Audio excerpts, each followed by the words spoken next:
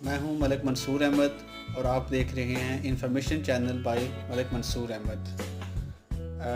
आज अपने टॉपिक की तरफ जाने से पहले मैं आप सब देखने वालों से रिक्वेस्ट करूंगा कि मेरे इस चैनल को सब्सक्राइब करें और साथ लगे घंटी के बटन को भी प्रेस कर दें और मेरी वीडियोस को लाइक करें और शेयर करें ताकि इससे मेरी भी हौसला अफजाई हो और आपको भी मेरी हर आने वाली वीडियो जो है वो सबसे पहले मिलती रहे।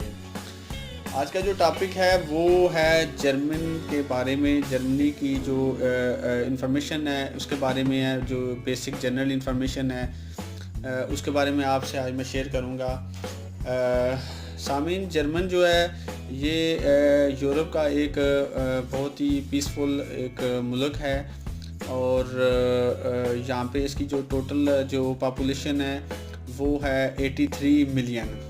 और यहाँ पे जो इसके जो जर्मनी के सूबे हैं वो हैं 16 हैं और बैरन जो है इसका सबसे बड़ा सूबा है। और बर्लिन का जो कैपिटल जर्मनी का जो कैपिटल है वो बर्लिन है और इसकी जो टोटल आबादी है 3.6 मिलियन है। और ये बेसिकली सिटी भी है और बज़ाते खुद बर्लिन जो है वो एक सूबा भी है और सबसे बड़ा जो है ना वो सिटी भी है जर्मनी का। और उसके अलावा जर्मन में जो है ये जो हुकूमत का जो लाइक जैसे पाकिस्तान में या डिफरेंट कंट्री में होता है, सदर होता है, वज़ीर आज़म होता है, यहाँ पे जो इनका होता है वो सरबराह होता है, वो चांसलर होता है।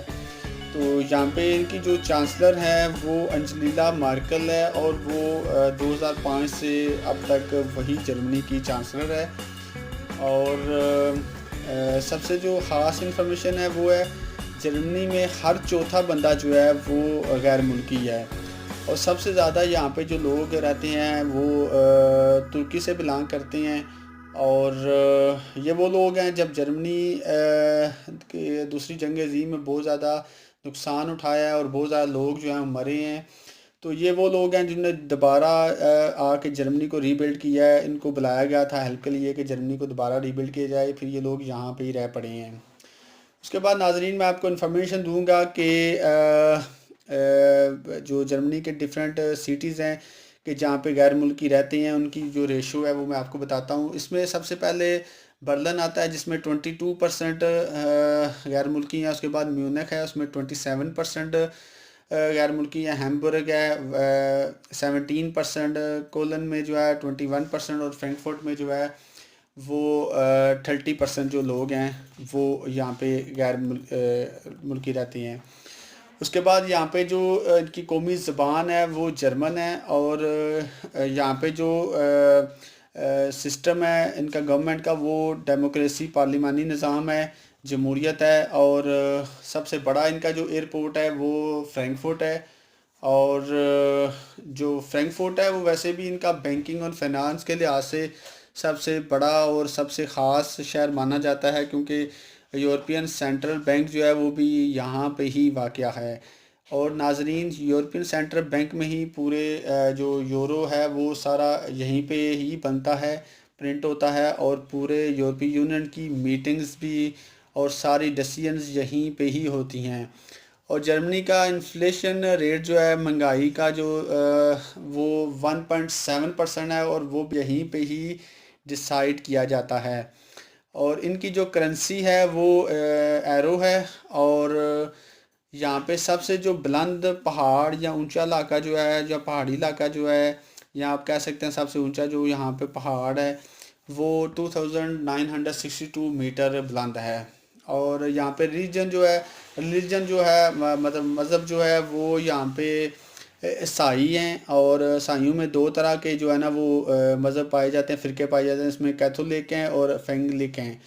कैथोलिक जिसमें जो है 28% है और फेंगलिक जो हैं वो 26% है और मुस्लिम 5.5% हैं और यहूदी जो हैं 0.1% हैं। उसके बाद यहाँ पे जो एज जो है ना मैक्सिमम जो एज है मतलब बंदे की वो औरत की जो है वो 83 ईयर है और एवरेज जो है, और एक मर्द की उम्र जो है 78 से 80 ईयर है। और बाकी जो जर्मन जो लोग हैं ये ज़्यादा बच्चे पैदा करने के वैसे भी ख़िलाफ़ हैं।